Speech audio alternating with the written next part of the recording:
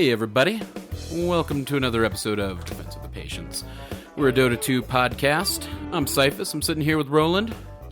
Hello everybody. Did you stop doing the hey because I made fun of you for it? Buddy. On the last week's show? I'm going to be honest, I'm not going to be giving this podcast 110%.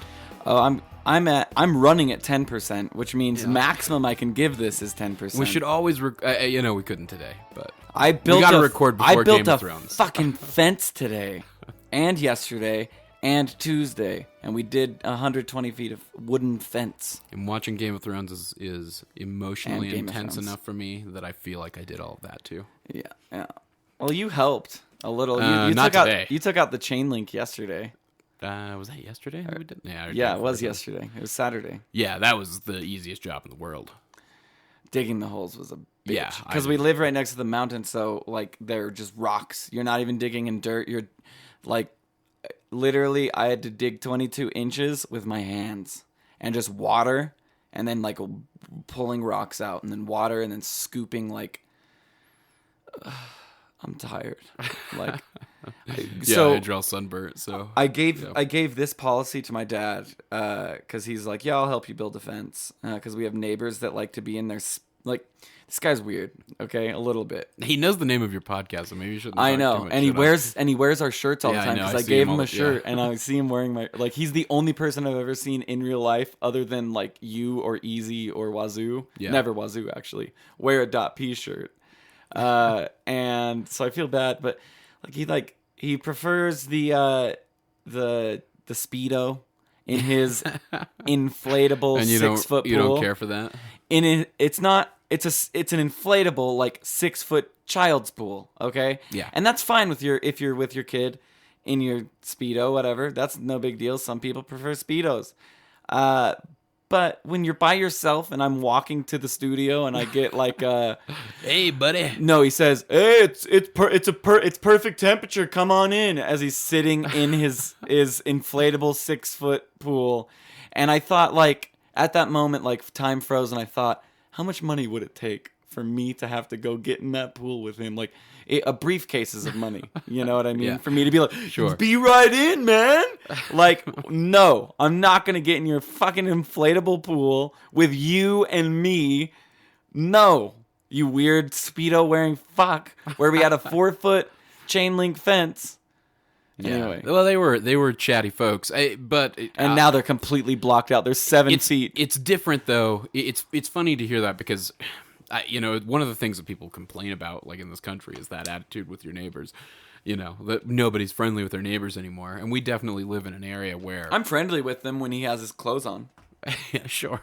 I am. Like I know his name. Does the human form we scare have we Does have it frighten like you? We have that like first layer of like the onion, right? Mm-hmm. Yeah, sure. Oh, God. Where it's like you switch into a comm major was the worst thing that ever happened. I know, to me. like I learn all these dumb terms. Yeah, it's been pretty much a joke. I said again, things you shouldn't say when people know the name of your podcast. I don't care. Hey, comm department, you guys are a joke in comparison to science departments. Like you are. Your assignments are fucking easy. Your tests. I'm pissed that I studied so hard for your tests. Oh my God! I told you. I studied my dick off, dude. I knew. I know. I knew every term by heart. I knew every theory by heart. I could summarize every single theory over 250 pages. Oh, I would take that. So I took that the last comm class I ever took for that minor when I decided to ditch was comm theory. Because comm theory is where you stop. Yeah, I think it was comm, which is what I'm taking. Is comm no, theory. It was a PR class. It was a public relations class. Oh, okay, I know what you're talking about. And so I was taking that class, and I was simultaneously taking biopsychology. And you're just like, Pwah! And I was spending like 10 hours. We were doing it was before the podcast that I took that class. And I was spending 10 to 20 hours a week making flashcards just constantly. Oh yeah, I mean look at the wheelbarrow of physics that I have. Oh yeah, I mean that was. Or wait, I more remember. Yeah, I guess I do remember. Am I a weirdo for wanting to keep my notes? I think it's cool. Like I picked up a homework sheet. And it was going over how to find... I don't think it's weird, but how to find amps. I think it's probably pack ratty at this point. Like, I don't think you're ever going to do anything with those. I was so neat about my notes. I would mark it by day, and then page number Do you for remember that your day. pen? Do you remember your pen? Yes. So I bought one of the I bought the LiveScribe pen where you have to write on LiveScribe paper, and it records. Through your phone. From the moment I'm gonna jump in here because the week that you ordered this thing, Christmas. it was like I got it for Christmas from Audrey. Yeah, oh, right. But you knew it was coming. Yeah, you knew you were getting because it I wanted to. Because you had made clear this was a piece of technology that you had to have. And you were gonna, it was gonna revolutionize the way you studied and the way you did expensive. things. And that pen got here, and before it even got there, I told you, I was like, you'll use that pen you won't a month and a half. No, you said you won't be using that pen in a year, is what you said. And so you had to buy these little dinky notebooks, like what a 14-year-old girl would write a journal in, is what the LiveScribe notebooks looked like. I'm sure you could have ordered regular, maybe even legal pad. But it marked it by page number, and it marked it by with the pen, I could click the pen to the piece of paper on a statement that I wrote, and my phone would start playing to me what the professor was saying at that moment when I was writing that note. So I could get context to what that particular it's a super cool app if you were like. But it didn't work so well for physics because the whole point of buying the LiveScribe pen is if you're taking notes and you want to translate your written notes to text format. And it does that perfectly. Yeah. But when you're writing P, sub lambda equals, whatever weird symbol, it doesn't pick up mu, it doesn't pick up lambda, it doesn't pick up gamma, it doesn't pick up kappa, which is something that I used a lot. No kappa, I used kappa a lot. Yeah. Which disgusted me about the rise of kappa. You can make all the excuses for it you want. I didn't told use you the pen. It was a waste. I didn't use. I filled 2 notebooks, 2 dinky little 14-year-old girl journal diary notebooks, and went back 3 or 4 times just for the spectacle of the technology to be wow, I can hear my professor talking, because I'd sit front row and the pen would record audio from your phone, your iPhone, and then right as you were writing your text. And it would convert it on your phone, any text that you wrote, to digital text. Right. Which was useful for would have been awesome for a history class. For a history class, or something that you needed to remember. Pretty good in certain psych classes and certain science classes. That you're taking rigorous notes. And I'm sorry, but as far as the laptoppers go, which there's a lot of them for taking notes, I love I know it's probably a very similar, if not same, encoding process, typing and writing, but I love to write. Yeah, I'm with you there. I always felt by hand. That's why Otto and I, short for Audrey. Audrey goes by Otto. But that's why when she and I took that biopsych course, we were handwriting those flashcards. Oh, you guys were working hard. That was the same time I was taking Physics 1, is when you guys were taking biopsych. Yeah. And we were going to study at the library. We also took it from a super intense professor that was up there who we later took that psychopharmacology course from. Yeah. But I just luckily found a buddy for Physics 1 that the science and engineers one or whatever, the calculus based physics. Yeah. And it was fun taking it with him because he was extremely intelligent, and with physics you get in these ruts. Did you ever take a physics course? No. God, You've never taken a physics course? Yeah. So, you just have to swap equations around, right? And you have to, do all sorts of... It's puzzle. It's a bunch of different puzzles within puzzles within puzzles that geniuses figured out how to do hundreds of years ago, until you reach modern physics and physics 2. But then that was not so long ago. But having him there to be Jesus, I have no idea what formula to plug in for M in order to get C... I don't know. Mass for speed of light. I have no fucking idea. So anyway, all right, I'm gonna get us back on track. Study partners. I'm getting us back on track. You should get them if you don't have them. Study partners. Did you cover last? So last week I was gone. Did you cover that we're not changing studios? Yeah. Oh yeah. We talked about not buying the house. Failed inspection. Not worth the money. So we said, okay, we have all this money for a down payment. Let's just make our house kick fucking ass. And then we bought a car as well. Yeah. A pretty sweet car. Yeah. I'm a little bummed after we did the MSRP. So speaking of balling, all right, I'm going to tell you I gotta tell you a quick story. Yeah. What's that? So while down in Texas over the Memorial Day weekend, I went and I visited my like 97-year-old great grandmother, who is still alive and kicking. She's a super sharp lady. For 97? Oh, not just for 97. I just mean can like she walk around and talk? No, she can't. Right now, she's on oxygen, and she's coming to the end of her life. So I mean, it was that's why I went over there. But she's way sharp. Still plays cards every day. You know, she was a mean card player. One of the people who like first taught me how to play cards. Poker? Played a lot of poker with her. Yeah.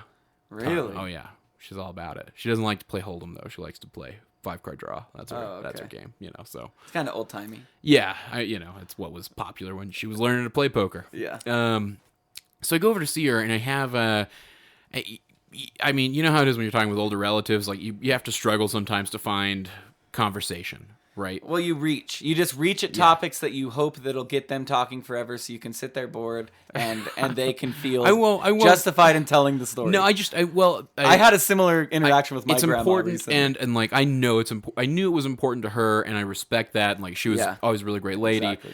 So I really I didn't want it to feel like I was just sitting there. It's my mom's dad's mom. Your mom's? My mom's dad's mom. Dad's mom. Yes. Is your mom's dad still around? No, he passed away from cancer. Really? Yeah. Damn. Yeah. So she's still got one son left, so my mom's uncle. And I grew up with, and he was the youngest of the kids that she had. Is he the uncle with the SWAT team? No. That's my mom's brother. Oh. Hold on. Okay. I don't want to get into my family tree here. So regardless, what is pertinent to the story is that one of her children has 3 younger daughters that are about my age, who I semi grew up with when we lived down there, and they were exceptionally wealthy. Exceptionally wealthy. And what is it, like multi-millionaire? Well, just like he owned pretty much everything in the town, and this is a super small town. It's not like multi-millions. I don't know. There's classifications of wealth. They're like own a lot of houses, own a lot of cars, wealthy. Like Lamborghinis, nice cars. Yeah, I don't know. Ferraris? I didn't see the guy while I was down there. BMWs. BMWs. I haven't seen him or the daughters in 15 years. Are BMWs still like the brand of BMWs aren't as nice as they used to be because they started making these entry models that it turns out were kind of shitty at one point. It sounds like they've gotten their act together and they're back making decent cars. I remember even some of the entries. The 325i. Remember what a sweet car that was? I'm telling a story. Okay, sorry, dude. They're nice. They're nice people. I did not see them, so I can't gauge how wealthy they are. I just what's pertinent to the story is that I remember them being wealthy as a kid, especially. I mean, if you're gonna tell a story, you gotta give the. I'm facts. just setting it up. So I ask. So I'm making this conversation with my great grandmother, and I say, hey, so what are the 3 girls up to? What's going on with them? What are they doing? And she looks at me. The 3 girls? Yeah. The second cousins of mine who. Oh, okay. We're about the same age. Okay. So I ask, how are they doing? What are they up to? And she looks at me and she says, ballin'. Like this 98-year-old woman. No, she was like, ballin'.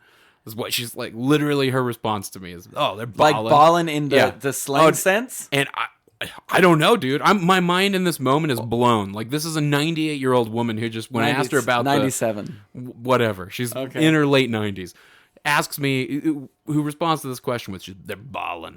No follow up? I didn't know. I would have asked bawling, like, are they bawling like they're crying, like their lives are not good, or like bawling in like the last 10 years slang sense?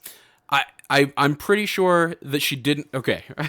Like, is it slang sense? You destroyed the story. Is it slang sense? Anyway, she caught me exceptionally off guard. No, it was not slang sense. It was definitely not. She meant that they were taking their kids to play basketball. Oh, like but in my brain, like, for the 5 minutes of the conversation that we, until we got to what she meant by ballin'. That's hilarious. For the 5 minutes of extra conversation, because these people are just wealthy in my mind. Like I assumed they were ballin'. So I was just like, where did Grandma Ruby learn the phrase ballin' at 98 years old? Yeah, no, that would have been really cool. Yeah. Had she been like, I'm sorry, oh, they're fucking balling. I'm sorry, I require details if you're going to tell a story. Like, hey, I went to the store. God damn it. Denny. That's not the same. I went to the store. I was trying to set up all the pertinent details. Do you want to ask details. questions about what happened at the store? No, I don't. Yeah, exactly. No, I want to hear the story. Exactly. You want, yeah. Like, derailed for the first time ever in my life, dude. Anyway, was the cards good with her at least? Yeah, it's always good to see her. Always a good time. So, did you do this voyage with your brother? No, I went with my sister and my brother-in-law and my nephew. Took him over there. Did he do some good cooking? No, we didn't do any cooking while we were there. No, was it just like weird, like plastic? Oh, on he did couches weird. Experience? Oh, you mean through the overall trip? No, I mean like cooking for great grandma. Oh no, not for great grandma. Why don't you cook for great grandma? We weren't there for very long. We had to get back. Like dude. Literally from the moment I got there, I drove to my. What were you doing there? Because we just made all sorts of assumptions on the podcast. My youngest sister, the youngest of all of my siblings, was graduating high sister? school. Yeah, she's graduating high school. So I was tentatively going down there to see my brother's house and my sister's house in Austin. So did that the first night. How was it? It's nice. It's Texas Homes. Like it's got that. What is Texas Homes? You just gotta see. Like, we get a brief explanation on Texan Homes, please? Single level. Like they've all got these weird little dips at these trenches out in front because everything floods all the goddamn time. Oh, really? Slightly elevated lawns and then a big dip and then the road, and you try to get runoff to go off the roads and off your lawn so that your houses don't go underwater, which still happens all the goddamn time. Really? The grass grows. It's the worst place. Sorry if we have Texas listeners. It's the worst place in the world to live. I mean, it's just god awful. Like I felt deep sorrow for my brother who just recently moved down there. I was like, 3 days in, dude. I was ready to lay on a block of ice and never get off. How does he take it? He's loving it. What you had to talk about the weather? You had to have been like, weather is terrible. And he's like, yeah, so you've met my brother Dustin. He's got I've only known him for like 15 years. So, yeah, his you remember how he had like the curly hair in high school? When he dressed in tie dye and shit, and would walk around with the guitar. Yeah. So now he's got serenade us all, Dustin. So now he's gotten down to Texas, and it's turned his hair curly again. The humidity, it's so. But he has short hair. Last I've seen him, he's got slightly longer hair now, and it's just curling it up. And he wears this headband, which makes him look like a hipster, so he fits in perfectly down there in Austin. Oh, it's a hipster portion. Oh, it's a Texas? Big. Well, what is your dad doing down there? My dad's down southeast of Houston. Oh, okay. So he's not in that area. So I flew in Thursday night, saw my sister's house, slept there, got up at 7 a.m. Was the next it comfortable? Morning. Fine. Yeah, they got a nice guest bed. Good accommodations? Yeah, they got an AC. Did you wake up to breakfast? No, I woke up, I grabbed a sugar-free Red Bull, got a speech from my grandma about how that was a terrible habit. Really? And I shouldn't be drinking them at all. And I was like, you don't think I should be drinking them? Let me tell you about what Josh is doing, Grandma. I was like, you could tap his blood and get some Red Bull in there for sure in measurable portions. So, quick tangent story. Sorry. Okay. At the local Chevron that I have, okay? It's a local Chevron. They have the $7.49 for a 4-pack of Red Bulls, okay? Comes out to $8.02 with our taxes. So, want to pick up 2 of them. I know that, like, I don't want to drive and get Red Bull tomorrow. Yeah. I'm going to get 2 4-packs and cover me for a couple days. Yeah. Float me for a little while. And the lady checking me out was like, ooh, I just had somebody come in here that's trying to get off of these. And I was like, fuck you, is what was my initial response. And then as I was in the car, I was like, wow, I was like justifying my Red Bull behavior. Because I was like, oh, it's no problem. Like, I feel fine. Like, only a couple kidney stones a week. Like, it's no big deal at all. No, she judged me. Like, I could have gone up there with like a 30-pack of like Pabst Blue Ribbon and like, give me 2 bags of Marlboro Reds. And like, would have been judged less than bringing up 2 4-packs of Red Bull. Well, it's the thing that's going to kill our generation and our demographic, the gamers. Dude, I deserve too much Red Bull. I mean, that saying, live fast and die hard. Yeah, sure. I've lived fast, according to die my young. Or die young. Yeah, I've lived fast according to my heart. You know what I mean? And I don't mean my heart like in like a love sense. I mean like the damage I've done to my heart. And the number of beats per minute that it's been doing your entire life because of the Red Bull. My heart probably has worked as hard as like a 40-year-old healthy person's heart. You know what I mean? Has worked in their healthy lifetime. People have a competitive edge on living longer. What's funny is it was a sugar-free Red Bull too, and I still got the speech. Is it the sugar? I mean, or is it? No, I'm sure it's all sorts of things. I haven't read any studies on it, but there are ingredients that start with X that I drink. You know what I mean? Like, who knows? Where do you even find that? And who scooped it together? I'll say that I'm not scared of like chemical names and shit, especially after taking chemistry courses. Everything's a goddamn chemical, and people don't really understand when they talk about. But when it's like chemicals. extra, dextra, extra, a lot of that stuff. Well, where it's like, I'm pretty sure I have no idea what the fuck that is. You don't. But it tastes like blueberries still, and I love... Give me a Red Bull, I'll spit on it. Give me a silver Red Bull or one of those weird... Well, it's just like cigarettes. You're hooked on your brand. No, not necessarily. I'm hooked on the type, sure, which is mentholatum. But no, it's regular Red Bull or it's fucking bust. I'll settle for full throttle. That's the other energy drink that I will settle for. Red Bull's the only energy drink that I do enjoy drinking. You monster people, ugh. You goddamn. It reminds me of like Rockstar carbonated people. Tampico whenever I drink Monster. Rockstar and Disgusting. Monster is just. I'm sorry. The Loca Mochas are Monster, and I love those. Yeah. So like, I give Monster a break. So on if you guys are out there Christmas shopping for Roland, they diversified, their brand, and they didn't just make crushed up Smarties and water mixed together with like a giant Red Bull spoon. needs to get in the coffee game. That's what's next. No, Red Bull needs to stop creating these new yellow and red brands, and they just need to keep going with what they're doing. Keep throwing in whatever addictive thing is in there, because I know that I'm hooked on Red Bulls. This podcast was brought to you by Red Bull. It gives you wings. It just makes sense for them to sponsor us. It really does. Like, we are going to... Oh, they get mentioned every episode. Every episode. I'm pretty sure. So if we gave them ad space and then just our normal conversation... We can get Dr. Pepper in here on Try Hard Tuesdays. Wazoo. Hey, I have never seen a man drink so much soda in my life. I bought that... So... When we played Dota, was it Friday night when Rin was down and here? Texas was a great time to sum up his Well, I do have a couple of funny stories because Dota got brought up because of course it did. So, but as another tangent, of course. But Friday night when we were playing Dota with Rin and you and me and him, and we ran to the store and came back with that 12-pack, I drank one of the Dr. Peppers out of there. And it's flats. And then it was gone the next day.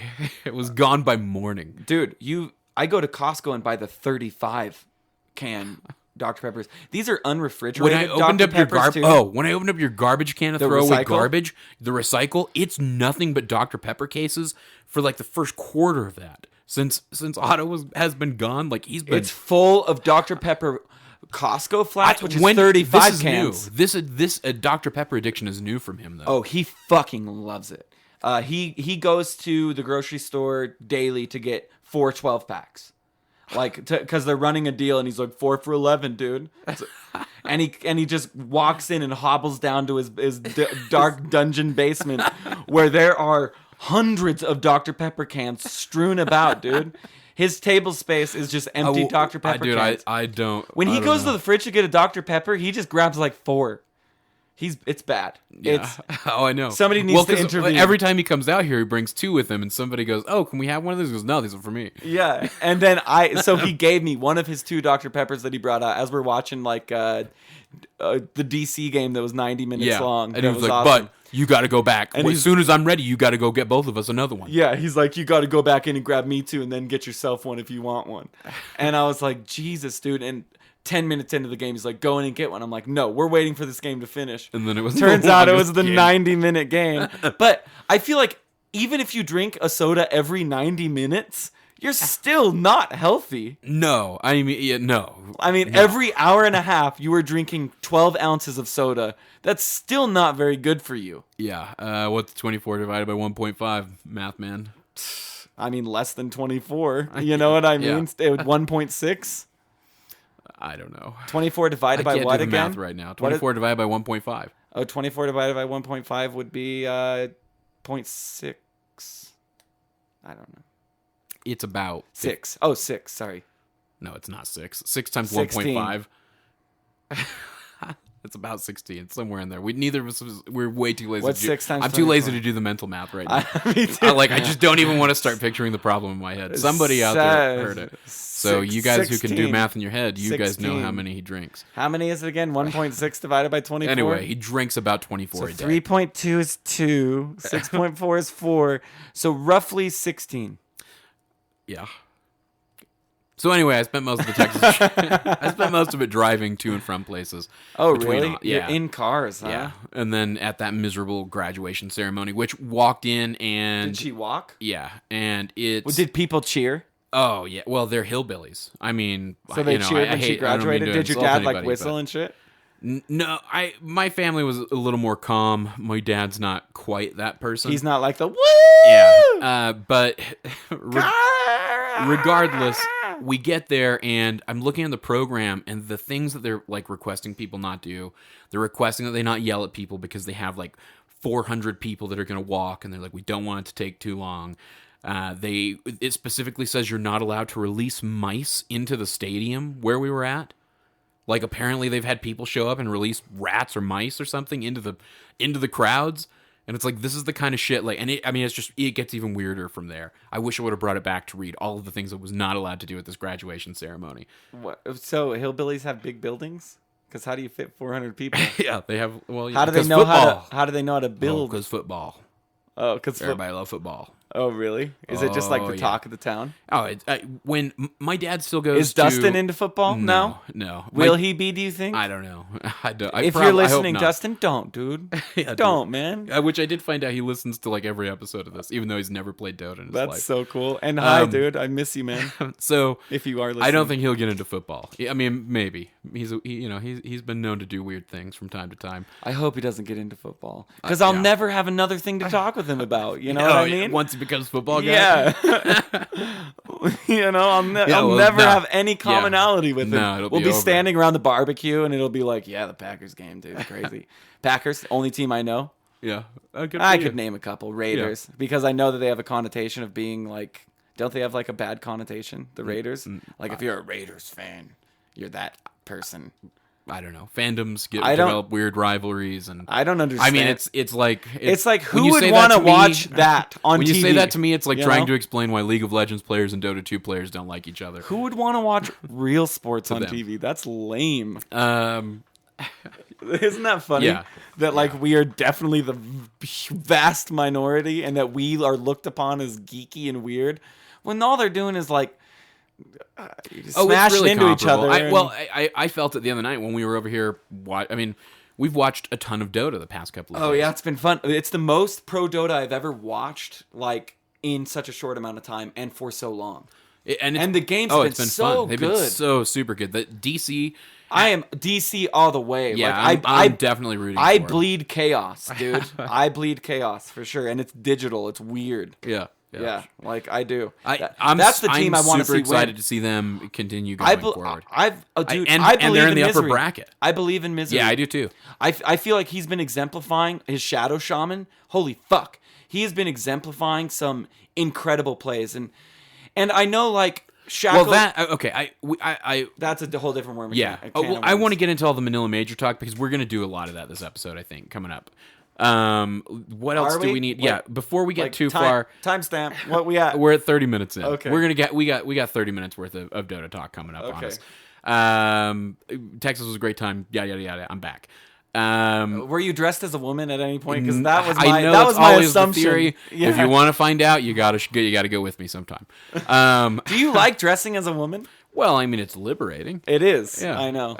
I tried on all of Audrey's clothes while she was gone. Yeah. Well, of course. You have to. Yeah. Yeah. They all fit too, except her bra. Yeah. It was a little too small. No, that's not true. I don't even want to. I'm going nowhere near this. I felt like that was a dead ender. Yeah, and it was you really dead bad. ended the podcast pretty quickly. Yeah. No, she's well in boob dowd. She's well in.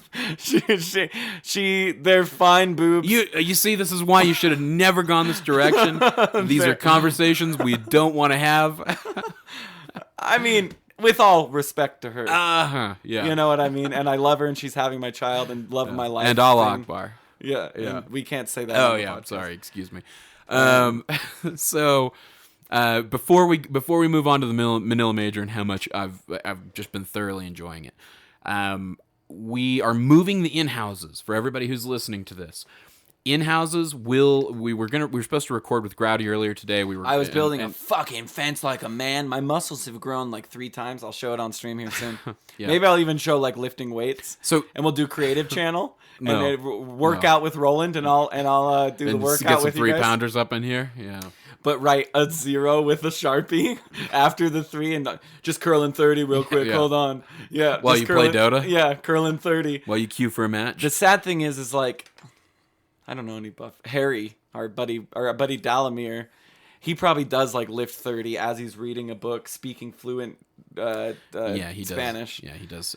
A While lot of shit like that. While his toes are typing up a paper super eloquently. So for reasons that should be obvious by 30 minutes into the show, Roland will no longer be hosting the in-houses. No, I won't. Although you'd think that the tangentializing. Tangentializing.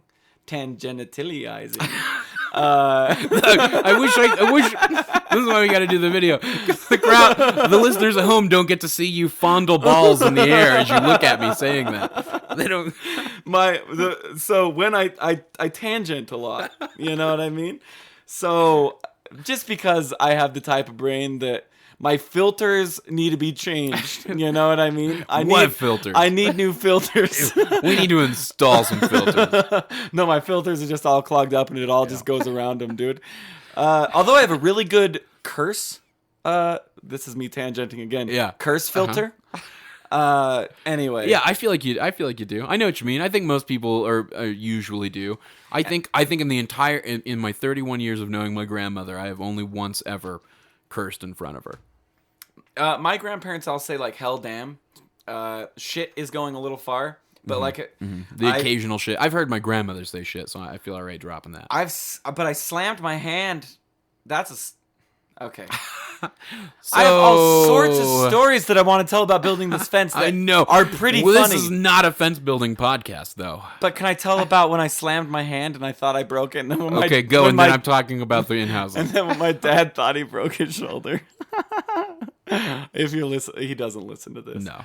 But it was a moment that like when somebody gets hurt, and I don't know if you have this, maybe it's only sociopaths, but like you're trying to stop the laughter because it looks so goofy.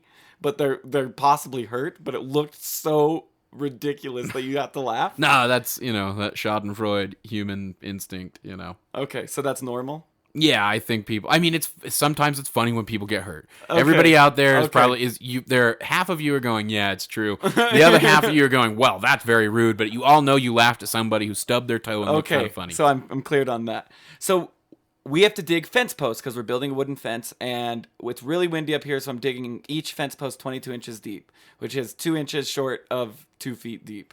Why we chose 22 inches? You can ask my dad. And I rented an auger, so imagine a jackhammer, but with a giant spinning corkscrew that comes up. Most people know what an auger is. That came up to about my chest, okay? This auger came up to about my chest. And it throttles like a motorcycle, okay? And it digs. It's supposed to just dig your holes for you. You drop a post in, you cement it on in, it's good. But where I live, very close to the mountain, there are rocks. Tons of them, about fist size or bigger rocks. Yeah. Okay? No, I was shocked at the size of some of those things that ended up coming out of that hole. So I get the auger, and I go to start the first hole. And the guy at the Home Depot tool rental shop is like, just make sure that you keep your distance from it. Like, there's a reason when people use a jackhammer, they're not standing right on it. Like, they're standing a little bit back holding that thing, in case that thing goes loose on them, dude. So, long story short, the auger goes loose on me. It grabs my hand, the throttle hand, and it pulls my hand, thus throttling it more. And there's a chain link fence that we're butting this fence right up against to cover the chain link fence because it's the neighbors that have the chain link fence. They didn't want to tear it down. And so it grabs my hand. I speed the fucker up and then smashes it into the chain link fence. I luckily am able to like not get my hand jammed in the fence with this thing on full go, and then it just spins there. Ooh, as it slows down. And I'm like, oh, fuck. And then my dad, being the manly man that he is like, oh, give me that thing. You can't handle that. I know it's pretty tough. It's probably, you should brace it and he goes to do it, and he has it in such a way where he's like pushing kneeling kind of to like get the maximum leverage on it, and it swings and smacks him in his shoulder fucking hard, okay? And he goes, oh, my shoulder's dislocated.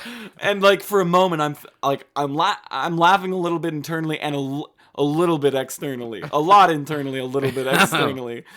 And he's like, oh shit, and he's like walking it up, oh, and I was like, hop in the car, let's go to the, let's get your shoulder pop back in place. And he's like, will you look at it? Oh god, you're the last person I'd want to look at any injury I have. And I was like, yeah, pull up your sleeve. And I was like, I was like, Dad, I have no idea what a dislocated shoulder looks like. It looks normal. And I was like, lift it up. And he lifted it up, and it was fine in the end. Anyway, seeing your father, maybe you guys don't have this relationship with your dad, but like, he's not like put on some like fatherly pedestal. He's just kind of like my buddy at this point. And it was like seeing your buddy like think he got his shoulder dislocated. Yeah. And it was funny. I don't know. Yeah. I didn't. Roland is super proud of the fence, and he's been telling everybody about it for about a week. I built the fence in 3 fucking days, dude, like a man does, dude. Feels like you've been talking about it for 3 more days. I finished today. I won't talk about it anymore. I can't wait till that day comes. And have you seen the basement with the furniture? We got a bunch of new furniture. So, .p inhouses. I'm gonna. Oh yeah. Yeah. I'm gonna schedule. I'm gonna. Wednesdays. You should show up Wednesdays at 9 p.m. EST or EDT because of Pacific time. No, because of daylight savings time. Because of Pacific time. That's why. Although. Yeah, show up for it. They're a lot of fun. I want to say, oh shit. What? I wish I should have hit Growdy for this. I believe he announced it on stream as 8 EDT, maybe. Because I think we were going to try this first week a little bit earlier for the sake of like the European players. Okay, we have a few who hop on and try to play. Well, we'll tweet that day, and we'll tweet it as it's coming up. And Growdy will hopefully listen to this episode and tweet. Either way, if you're there at 8 p.m. EDT or you're there at 9 p.m. EDT, odds are you're gonna show up. If you're playing Dota around that time, we're gonna be doing the in-houses. They go on for a few hours. They're pretty long. This week was pretty short. We did our last Saturday in-house. We're moving to Wednesday. By the way, any issues, concerns, comments, whatever. Me and Cyphus do not run the in-house league. Yeah, this is Growdy runs the in-house league. It's a community event. Growdy is he's the man who he's putting it all together. Yeah, he's organized. He's organized the whole thing from the start. And he does the website stuff. Or he does the tracking of the your points up, your points down. Which reminds me as well, just a little bit more show business before we move on to the Manila Major talks. Cookies has been helping us with the website a little bit as well, while Silver Fox is doing the Code Core class. Or Milk and Cookies. It was confirmed that he is Milk and Cookies or Cookies because it's K-O. Yeah. And then U. K-O-U-K-I-E-S. Yeah. So anyway, Cookies, as I like to call him. He's a cookie. I think the link is still active. I completely forgot to show you yesterday. But there's a possible change coming to the way we post the show on the website. I think it's going to have a... I swallowed it wrong. I swallow it. Everybody does it. This is what happens. This is the show, folks. This is a good pod. So I think we're going to start using Lipson players on the website so that when you go to the show or when you go to the website, if you're using your internet browser on your computer or you're looking at it on your phone, whatever that phone may be, you can actually play it from the website going forward without having to click into like a listen to it here link that redirects you somewhere else. You can actually play it on the defenseofthepatients.com website. It doesn't matter to us at all. It's literally a quality of life improvement for you guys because it's tracked regardless. If you for us. still want to download the episode directly and all of that, you still have that option available to you. There's a little download link in the player, and you can always go about doing it that way. if you prefer throwing it on, It's iTunes, just some Windows Media functionality. Player, or whatever. So basically what's going to happen, guys, is just like that badass fence I built, we're going to be building a lot of other cool things for .p to make things function better. A lot of exciting updates that I'm not going to update you on now, but probably the most exciting since .p's inception. Yeah, which was the most exciting of anything. Oh, yeah. The day we were born. No. Okay. All right. That's enough exciting, show business. Though. Yeah, there are a lot of exciting It's more exciting than me building my fence. You know what? A lot of things were more exciting than me building the fence. No, but for me. Oh, for you. I'm more excited about that than I am how cool the fence is that I built. Perfectly straight, perfectly level, reinforced. Yeah. Good fence. Thank God. Good wooden fence. There to supervise. So the Manila Major. Pre-stained slats. Yeah. I've been enjoying the fuck out of this thing. My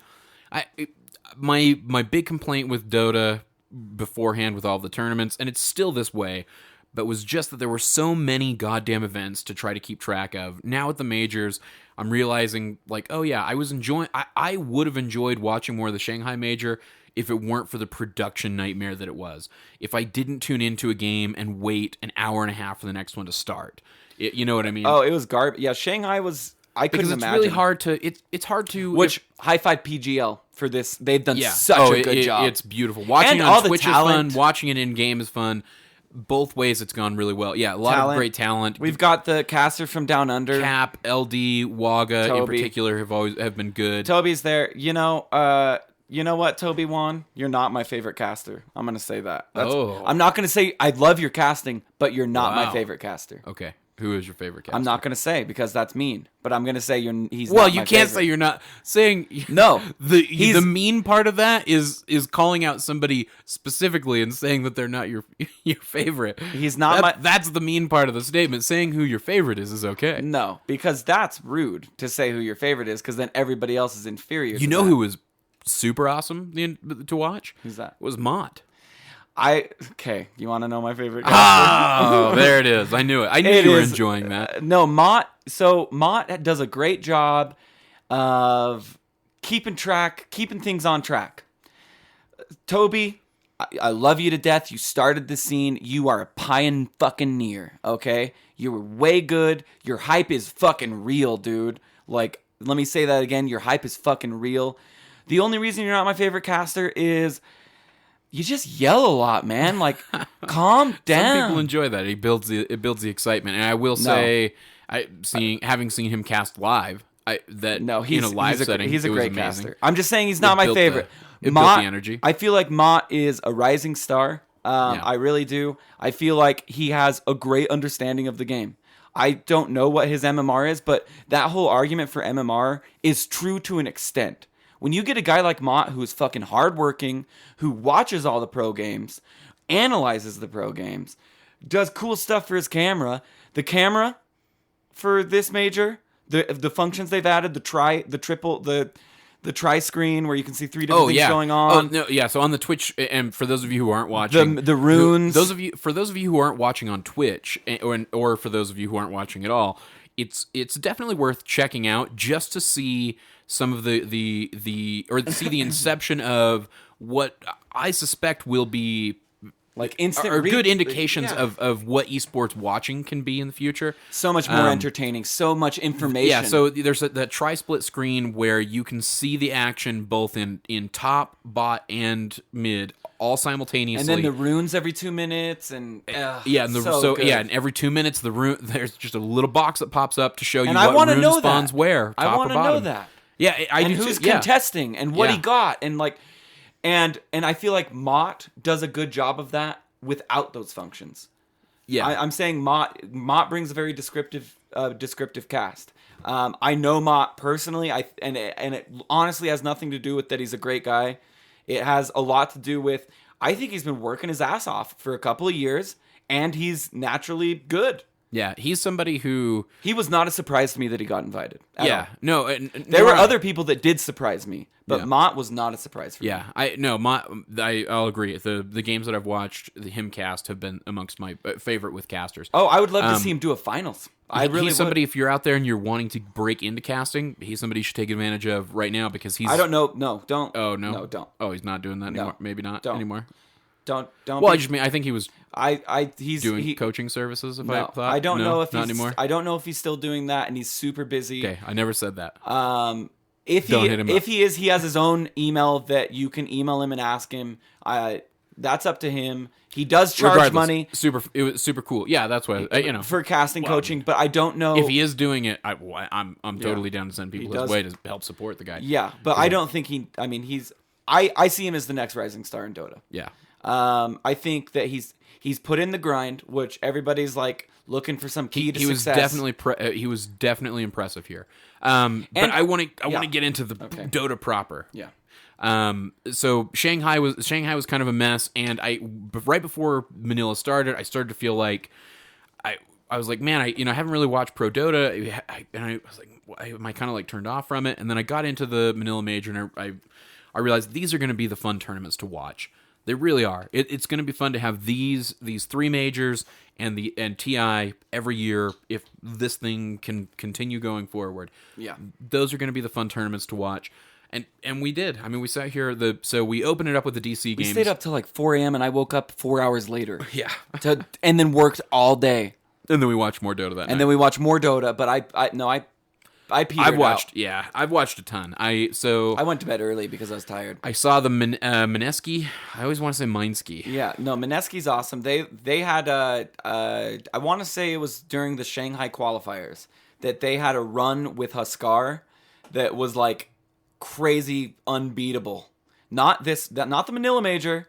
The Shanghai qualifiers. And I don't even know. I'm not sure if it was qualifiers or group stage, but they played like the meanest 6.86 Huskar, or 6.85 maybe even back then. But I don't know what changed. I think it was when Huskar was really, like, before he got nerfed heavily, and I think there were a reason he did get nerfed. So I caught that series, which had a super... Who was it? It was Mineski versus who? MVP Phoenix in the losers match. Phoenix is Korean and awesome.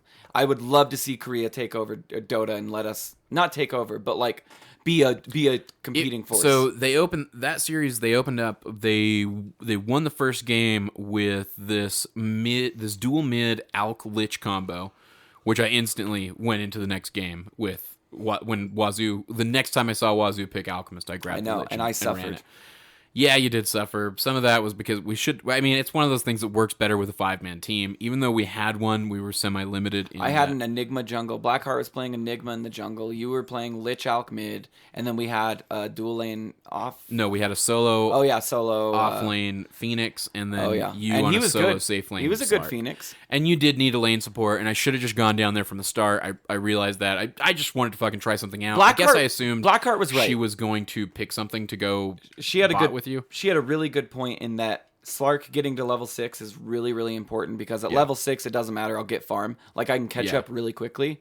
And so, basically, I played it safe. I didn't die too much. I think I died twice in the Regardless, laning phase. It shouldn't have happened. You didn't, but I got dove by like 4 people under tower. That being said, Wazoo's farm was ridiculously good with me there. We ended up losing still. I caught up though. It wasn't because of me that we lost. No. It was a culmination of things. They just got somebody on their team got Sven. That Sven was knocking down our whole team. Yeah. The Sven was basically free farming because our offlaner Phoenix was doing a great job, and there were a lot of good egg black holes, but there was no one else around. Yeah, it was just an egg black hole, and you need somebody doing some sort of physical. Well, in the middle of that. If I was in that fight, or if our whole team was in that fight, we would have won. Like we had the wombo, which is one of those where it's like. It sucked that we shouldn't have lost, in my opinion. Yeah, I don't with think coordination, so with better coordination, we would have. Yeah, We're save the egg, save the black hole. Let's smoke the jungle. Yeah, it's even worth dying. Like sometimes, my biggest pet peeve is blowing playing. Ults. In particular, one in particular gets me. Enigma about to die at black hole. No, Tidehunter. When I see Tidehunters, like, it's a long cooldown. When I see Tidehunters panic with their ult to try to get away from a situation where they're probably going to die anyway, even if you think there's a let's say there's a 10% chance you get away, don't use your Ravage. You want just like don't get away. You want like a, I don't know, some sort of oh shit, PA just jumped on me, I can fog her out if I Ravage, and then you consult your team and say, hey, look, I'm gonna die. I have a refresher and everything. I'm gonna Ravage to live on this. Like, there are some situations. Just die. We'll wait it out for you to come up with double Ravage. There's situations, and then we'll own the team. I'll save my life. Probably shouldn't have been there. I'll save my life with Ravage, but I'm not saying rule of thumb save your life with Ravage. I'm saying situationally, I will save my life with a Ravage. I think most times. Oh, the in-house. It's not necessary. By the way, that was not like a that was me. I was gonna bring that up. Yeah. So I blew my Ravage top lane in the in-house and then stood there for 10 seconds. For about 10 seconds, and in my brain, when I watched it happen on the stream, I just heard do do do do do do do the sad Charlie Brown music. Yeah. I was going, so I went to hit OF, which is level up ult, but instead the O didn't register apparently, and I just hit F, which means I used my level 10 Ravage when I was meaning to level it up to level 2 and then look for a fight, right? Or look for a reason to use it. So I blew it, and it sucked. And everybody saw it and probably laughed. Well, I haven't gone back to the stream to watch it. No, the stream was... It's just the stream happened to be following you at that moment when it happened. So everybody just got to... They're just like... And then there's a rat... And they're like... There weren't even enemy creeps around. No, I didn't hit literally anything. Not a neutral creep, not an enemy creep. I was meaning to level it up and walk back down through that little nook by the secret shop. Okay, so all right, back to the Manila Major. So what? So you and I watched I watched the first DC series versus Wings. Okay, and then you came over. No, I watched it here. You were doing. Oh, I think you and your dad were finishing the last bit of cement, and so I just popped in here and watched the tail end of that series. Yeah.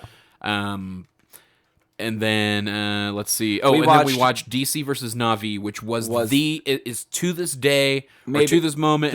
Game 2 was maybe the best game I've ever seen of Dota. Yeah, I think so. Dendi is okay. I'll be honest. Denny and I the same night before we were watching this, or we were getting ready to watch this, and I was like, I made a comment about free to play and how the only person that's still relevant is Fear.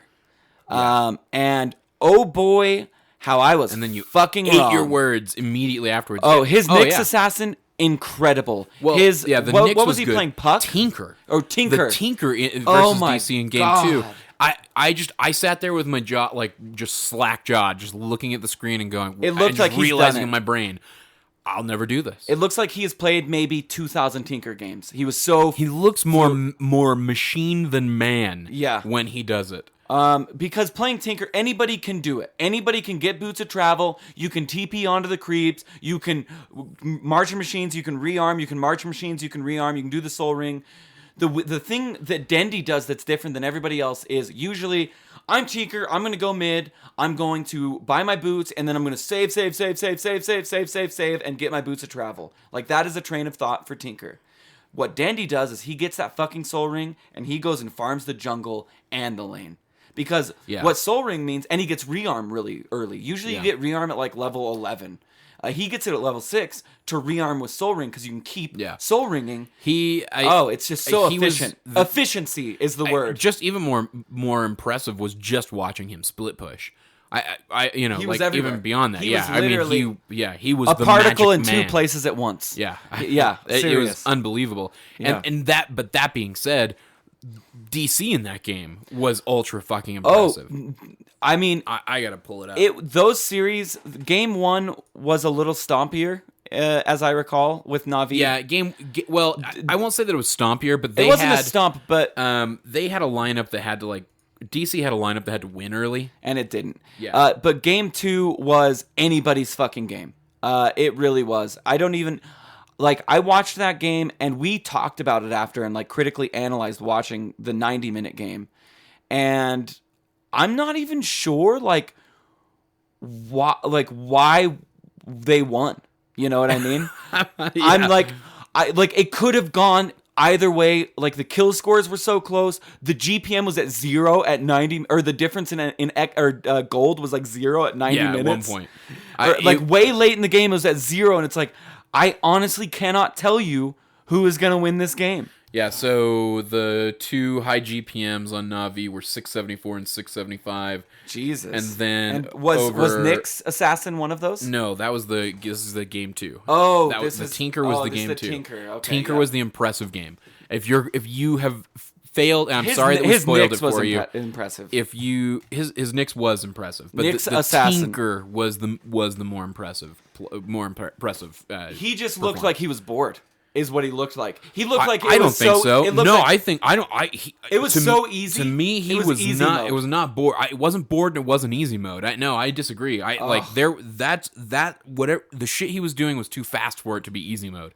Like, there was a level of concentration and consideration. I just imagine Dondo just sitting there, just like, okay, I'm gonna just do this real quick, and like not even looking. I imagine him drenched in sweat because the shit he was doing was insane. Well, no, with Tinker, it's just like it's double clicking buttons. I've seen Tinkers before. I've even seen good Tinkers before. It was the best Tinker in the world. Maybe. Yeah, exactly. It was the best Tinker in the world for sure. Unbelievably amazing. You can go play Tinker, and because I've seen Tinkers in pro. Like, I've seen other Tinkers this tournament. Yeah, there was nothing like Dendy's Tinker. That was probably the best Tinker. That game was probably the best Tinker we have seen so far in 2015 or 2016.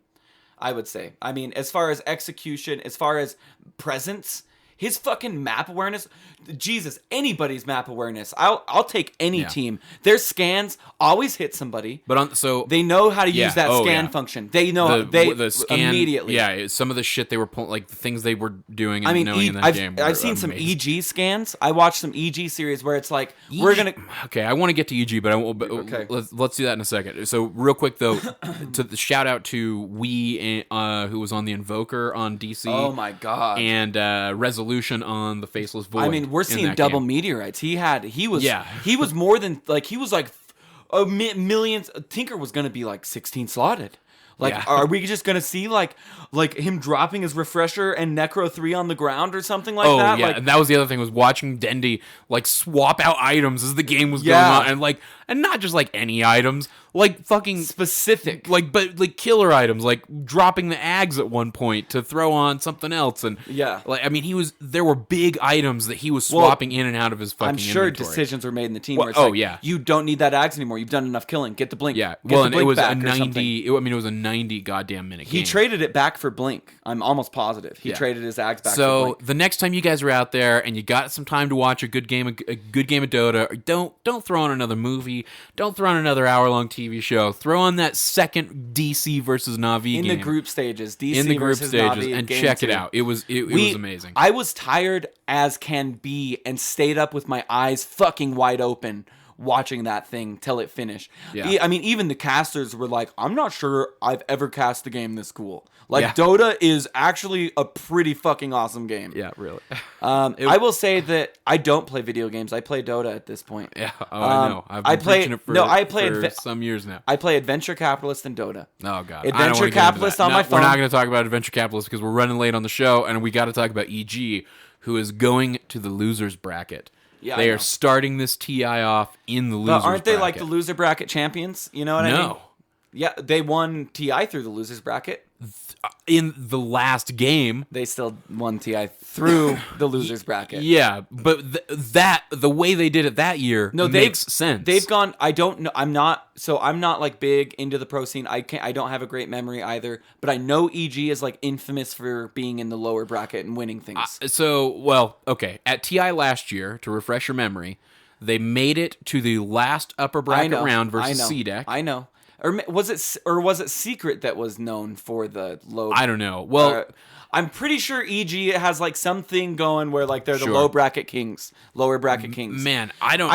I want to, and this is not a quote. This may be imaginary, but I want to say PPD's I prefer to be in lower bracket, or something like that. And I've heard that. I have heard that before, and it's why Wazoo has his tinfoil hat theory that EG intentionally does things to go to the losers bracket so that they don't reveal their awesome strats until the very end.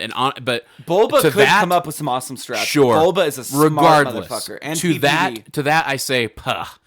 You don't go to the losers bracket intentionally, and here's why: you play more series to get to the end, but you're going to be dealing with teams you risk elimination. You're going to be dealing with teams you but that's everybody's argument. But at this point, that's overestimating. But yourself. At this point, that is overestimating yourself, which they do.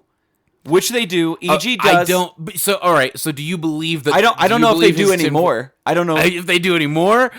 No bullshit. They don't do it. You don't do it because that's not the right fucking call. It's you go to the upper bracket, and you lose. Yeah, and then you're out. Yeah, and you don't make any. You make a minuscule amount. And it puts you in the decision every game where you're up against somebody who's looking hot.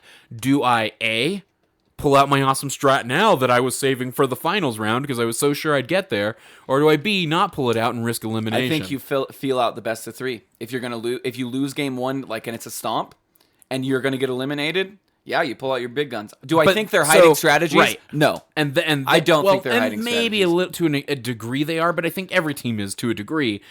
Maybe certain heroes. My point being, you're gonna be forced into more situations where you have to pull out those strats earlier, which means that you don't intentionally which throws off the whole purpose of intentionally getting there.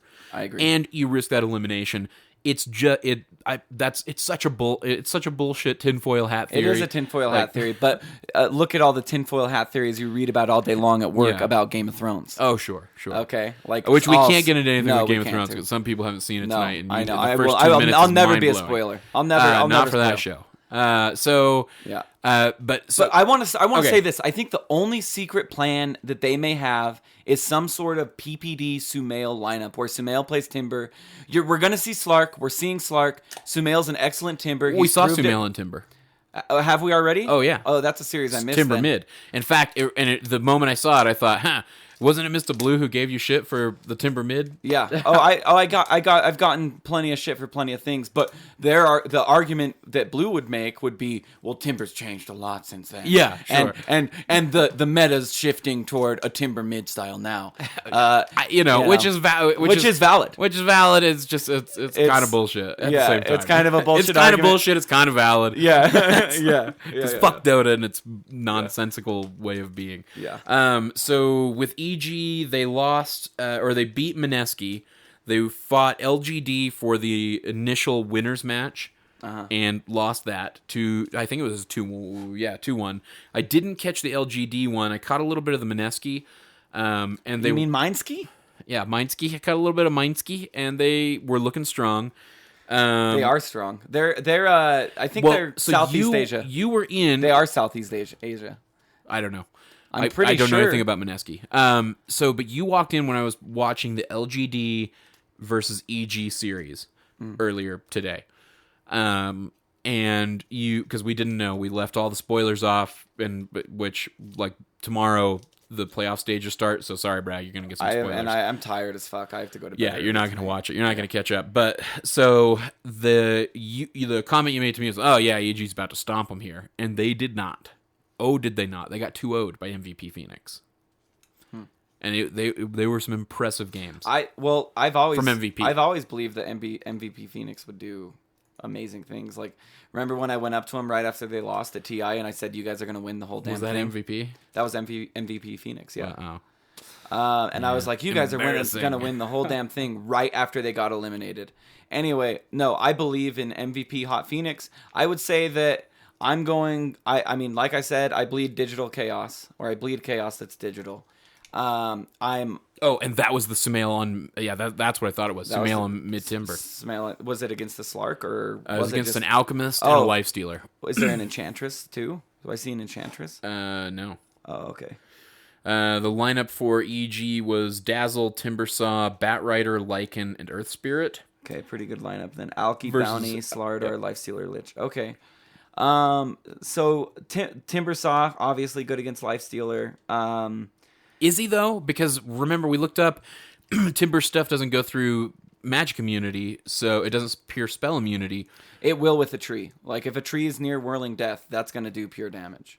Right, but the ability, even though the ability deals pure damage, the ability doesn't pierce spell immunity. I think it's still. I'm almost positive it will still deal. The Okay, damage. somebody get one of you guys out I there. don't know. Faf, if you're listening. I feel like I'd love to pick Timber against Lifestealer. So here's what I want to know, and we had this discussion the other night. Wazoo walked in and said, basically the counter to he made some off the wall comment that. Speak of the devil, Wazoo. Speak of the devil. Will you help me out here? So the discussion we were having the other day about Timber versus Alchemist, but you were talking about how Timber doesn't have, or Timber stuff doesn't go through spell immunity, right? Oh, yeah. And even though it deals pure damage, you're of the opinion, right, that it does not that you don't take the damage, even though it says because it says it doesn't pierce spell immunity, even though it's pure. All right, yeah. So on very high skill level, the best hero, according to DotaPicker.com, is Meepo. So, and Timbersaw, let's see. That is not the discussion at all. No, I know. I just wanted to give you the top. So, Timbersaw's negative against him, so it doesn't pierce spell immunity. Right. So that's my guess, is that it doesn't pierce spell immunity. Somebody please confirm that for us. I think Wazoo is right. Roland was kind of arguing the other way because it's pure damage. I don't think that's quite how pure damage functions. I don't think pure means... Yeah, I know. I'm wrong. I feel like I like to go up against Lifestealer as Timbersaw, but I think that's only for the reason of I can just chain away from him. You know what I mean? Like you have an escape from him? Yeah, I think like I can get away from him is maybe why I'm thinking that. I don't know. So that Timber, I think, was picked with the intent that it was going to wreck Alchemist and wreck Lifestealer. Or at least wreck Alchemist, but probably not Lifestealer. They picked the Timber into the Lifestealer. Maybe Slardar it would wreck. I don't know. Definitely, Bounty. I think he wanted to slow the Alchemist down, and what's better than like a bunch of damage going on to a pre-level 6 Alchemist? That's why they run the Timbersaw mid, right? Yeah. I would assume. I'm not sure. And I'll say he did a fair job of shutting the Alch down early, but it just wasn't enough. I mean, you kind of got to stop the exponentiation on Alchemist. Yeah. And so, like, the earlier the better, right, on exponentiation. Oh, yeah. Well, I mean, so, that's like, why everybody talks about, the reason... I was just talking about it. Well, no, what, that was the Mineski game. The reason what?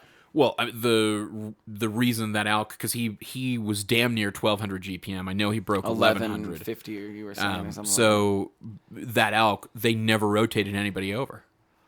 They just never rotated anyone to shut him down for 10 minutes, and it's like, what did you expect? Well, one item begets another item that much quicker, and on him that much quicker. Yeah, that's what I mean. Yeah. Like, especially if you're going like a greedy Grievil's greed build. Yeah. So anyway, okay. All the statements that I've made about not enjoying Pro Dota. That's what I was gonna. That's what I initially wanted to get to. Okay, I'll summarize it quickly. They're doing the right things. Right. StarCraft was one-on-one, so it was easy to spectate. It was easy for me as the spectator to get all the information quickly. With the last hits and the net worth and the is buyback status bar, with the camera showing runes, and with the showing top, mid, and bot during laning phase. The information you were getting was all the information you really wanted as a spectator. Yeah. So they're starting to give me all the information that I want without jerking the camera around constantly. Yeah. It makes a very smooth viewing experience, especially through Twitch. Though, admittedly, we probably watched about half the games through Twitch and then the other half through in-game. Just because I have Immortal Gardens and we wanted to watch it on Immortal Gardens. But now all three of us have Immortal Gardens. Yeah. Well, that's not going to change it for Twitch. Yeah, that won't change it for Twitch. I feel like Immortal Gardens is an excellent map. I would love to see like the finals played on Immortal Gardens. I'm sure they'll work. It's a better map. I'm sorry.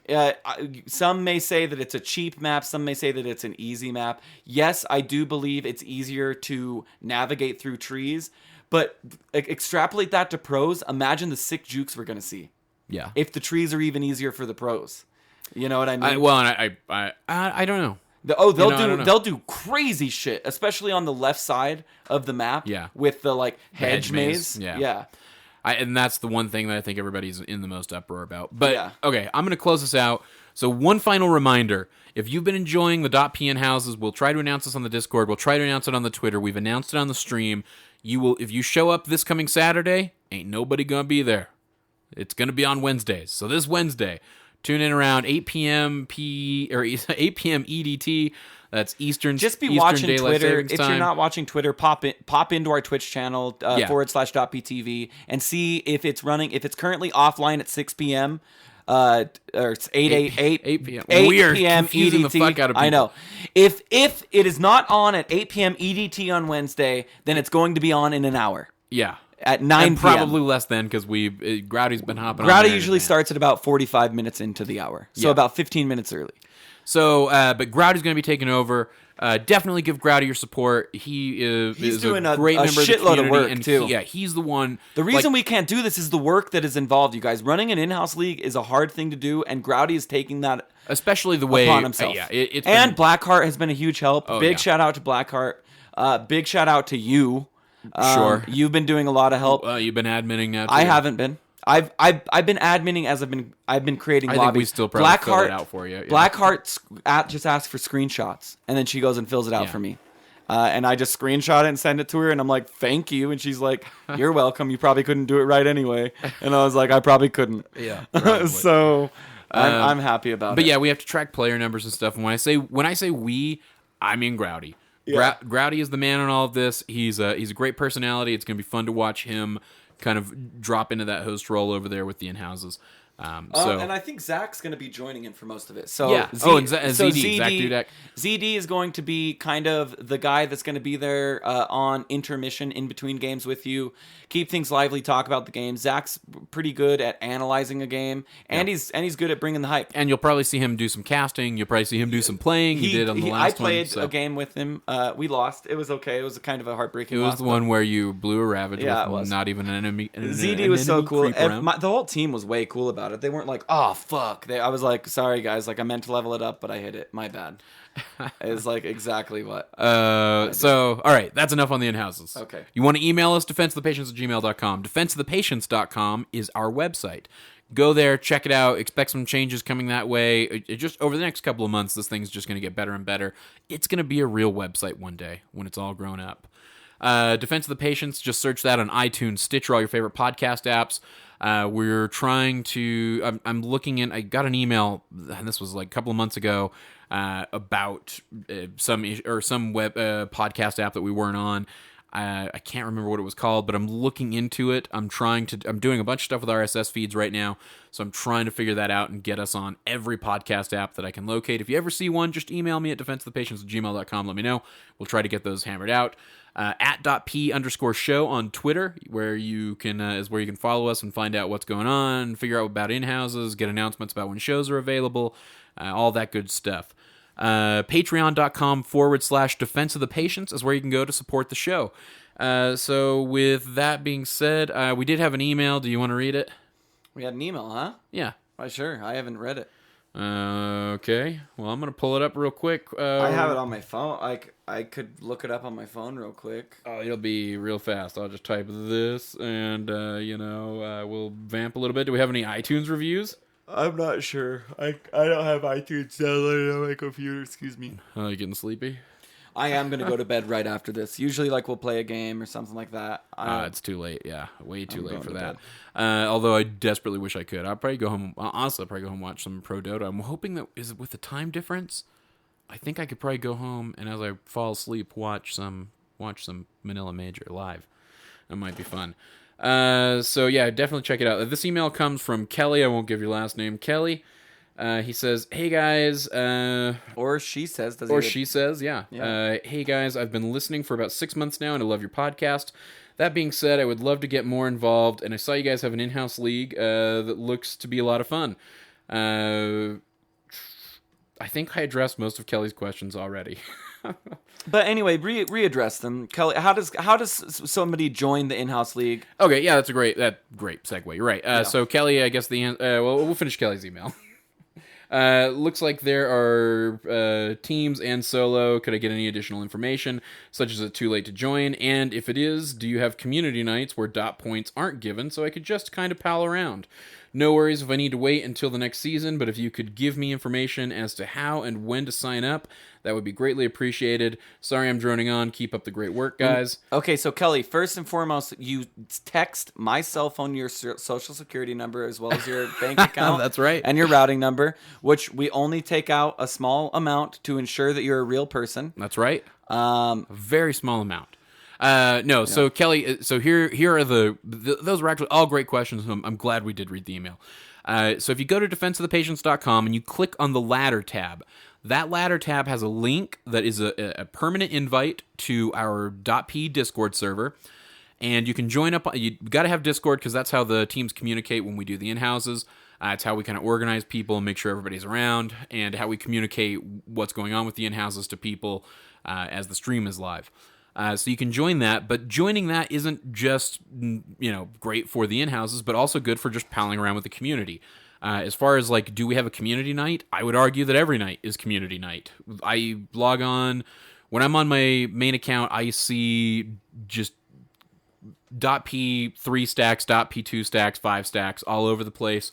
There are a lot of differing skill ranges. Your odds are you'll be able to find somebody, and the Discord server is a great place to find it. Also, there's always a ton of funny stuff going on. Jay Gushi, the man who manages our subreddit, which I want to plug as well, reddit.com for our Defense of the Patients. He is memeing all the time in there. It's a really great time to hang out and find people. So all the show hosts are in there. All of the admin staff with .p, the Blackhearts, the Groudies, the Wazoos, the Rolands, the KBBQs, they're all hanging out in that Discord from time to time. So the Rolands, I mean the show hosts. Don't insult the audience. Excuse me. So yeah, as far as that goes, that's where it is. The dot points are just earned on the Wednesday night in-house nights, where all you got to do really to show up and earn some points, quote unquote, is play and win a game. If you play and lose a game, well, you lose a few dot points, but that doesn't matter. That's not how the winners of all the Steam gift cards or any of that stuff. We just randomly roll. Sorry. So if you get to change the color of your name on our website if you win a season. That's right. So you'll notice Jekyll has a yellow, I think is what he chose, or gold. something. He went gold. Oh, gold. So Jekyll's name is gold because he won season 1. It should say like season 1 winner. Yeah, we could do something like that. I could add that really quickly, like season 1 winner. So yeah, that's really all we're ever playing. The season, you can get in anytime. Did we address that? Like, anytime. No, if you show up, that's all you got to do to play on the in-house nights. But otherwise, we're just looking for some casual. You have to download stats. Discord though. You have to at least. You don't have to download Discord. You just need an account, which is super easy to do. You it just doesn't need to be require able to, a lot of stuff. Yeah, just because hear you can your actually team. access Discord in the server or in your browser. Yep, and just be able to hear your team, be able to communicate. If you don't have a mic, that's fine, but we at least want you to be able to hear what other people are saying. Yeah, and so you can type to them like what you want them to pick you if you're not captain, or right, what you think's going on. Also, don't be a dick. If you are a dick, we have a no second chance policy. You're banned immediately if you're an asshole. And literally when you're banned, you're fucking gone and no chance back. And we leave that to the discretion of basically of the admins. Yeah. And they all have that ban hammer, and they are not afraid to use it. So if you rage in game, you say anything racist, anything wrong, anything that puts anybody in an uncomfortable position, you're fucking gone.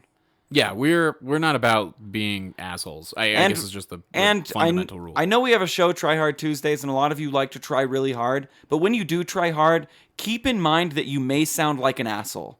Yeah. Okay? And just remember that we are, at the end of the day, all just trying to get together as a community and have fun.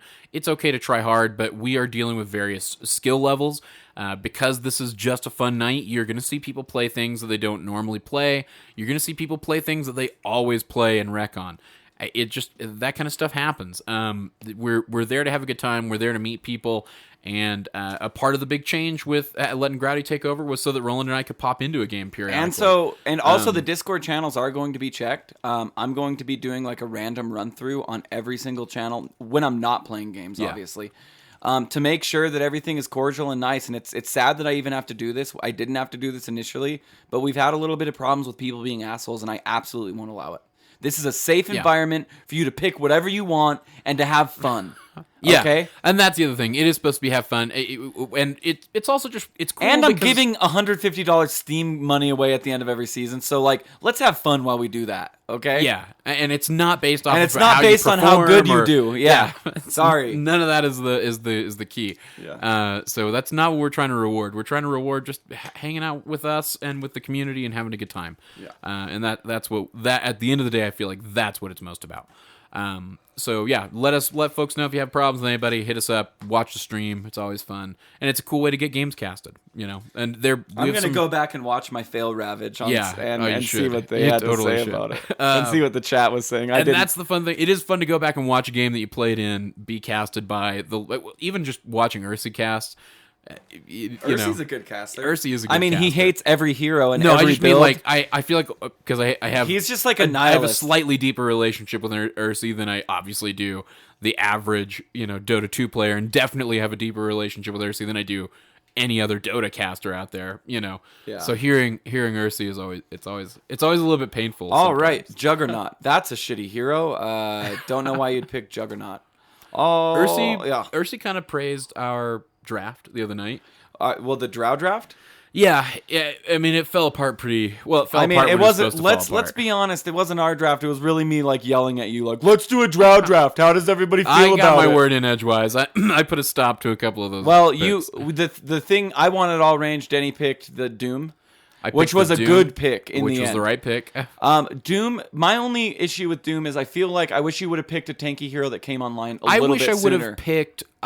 I wish we I mean, actually. Doom is awesome. I wish the we ability. actually would have sent the Wind Ranger. I always want to. I always say Wind Ranger. I actually wish we would have sent that mid. Wind Ranger mid and run a Tide Hunter in the off lane. I got Still picked up the Shadowblade on Venge. Drow. Why did I get Shadowblade on Drow? Like, Especially because we were going for a big early push strategy. That's an We weren't item going that for a delays the pick-off. game. That's the item that makes the game last longer, not shortens it. Like, I imagine had I built even a god. It's a steamroll item. It's also a steamroll item for certain heroes, and we weren't looking to steamroll. No, exponentiate. And we were very looking, systematic. We too. Sorry, I mean. I know what you're saying. Yeah, I meant a snowball item. It's a snowball. item, and not, you want a silver edge. We were looking to steamroll, not snowball. Yeah, exactly. And we did. And we were initially. We exemplified the steamroll where it was like, oh my god, this Drow strat is going to work. And then the real issue was... I think we even got a lane of racks, and then it just... And yeah, we did get a lane of we racks. hit 30, 35 minutes, and it was over. Imagine that Shadowblade being Boots of Travel instead. Because we constantly had lanes pushing in. I mean, even just stats. Honestly, on you, like stats, or if we're gonna steamroll me BOT, you guys push down mid, bots pushing too. I push in bot, and yeah, you guys bang on pots and pans mid. And Drow solo can easily, especially if she has her E available, where the creeps do more damage, rip down a tower. Easy. I can rip down racks in like I'd say less than a minute. I'm gonna go. I've been meaning to go. We back and watch executed that one. really well, and then I bought wrong items. And it fell apart, and we knew it was happening. We also had some issues. Oh, you know what? Actually, I take that back. I did like our Viper mid choice, and I can't remember the name of the guy who was playing it. That we played with. He was super cool. It was like Ming Good or something. No, like, Ming Ming was or on, Ming Ming. Yeah, Ming Ming was on the Faceless Void on the other team, who arguably is what won them that game. Oh, I know who you're talking about. He was really good. It was the first time I'd ever played with him. But he did a great job. Yeah, he was like, an excellent Viper, and he kept pleading with everybody, please let me go in and tank the damage. Please let me be the one to go up and die, and so that the rest of you every can time get we all the said, damage off. And everybody's like, okay, and then everybody just books it past the fucking Viper we every never goddamn did time. it. I know. And I had a Dragonlance too, and Drow has a surprising range with Dragonlance, so I should have been in the background. Dragonlance was a good choice. All right, now we've gone way over. Okay, let's cut it. That's it. That's all the stuff, all the show we got. Manila Major coming up. Keep an eye on it. It's We're been rooting fun. DC. It has been fun. I bleed DC. And in fact, we'll probably have a show on Friday talking about it at some point. We've been talking about doing another Friday show coming up, so expect a little bit of bonus content just because, hey, it's a hot time to like Dota right now. So until next time, this is Cyphus for Roland and a brief appearance by Wazoo saying good luck and Godspeed.